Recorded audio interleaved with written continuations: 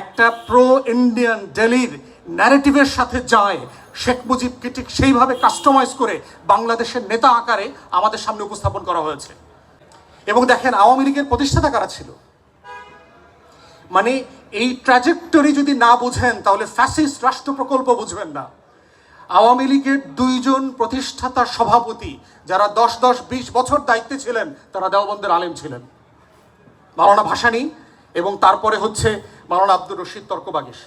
প্রথম রাষ্ট্র প্রকল্পে ঢুকলাম কখন, কত শতাব্দীতে মুসলিম লীগ প্রতিষ্ঠা হয়েছে এইখানে, এই এলাকাতে, এইসব এলাকাতে। প্রথম কনফারেন্স অল ইন্ডিয়া এডুকেশন কনফারেন্সে সারা ভারতবর্ষের ওলামায়ে কেরামরা এখানে এসেছিলেন। পরবর্তীতে ওনারা সিদ্ধান্ত নিয়ে মুসলিম লীগ করলেন কংগ্রেসের কাউন্টার ইসলামোফোবিক ন্যারেটিভ ডিল করবার জন্য। তার পরবর্তীতে আমরা দেখলাম বঙ্গভঙ্গ হয়েছে এখানে প্রশাসনিক বেনিফিট দেওয়ার জন্য।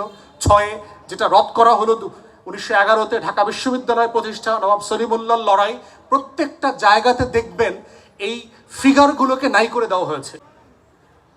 এবং আব্দুর রশিদ তর্কবাগীশ শুধু দেওবন্দের আলেম না, বিখ্যাত সিরাজগঞ্জের সলঙ্গাম আন্দোলনে যার নেতৃত্বে শত শত মানুষ শহীদ হয়েছে ব্রিটিশ বিরোধী আন্দোলনে।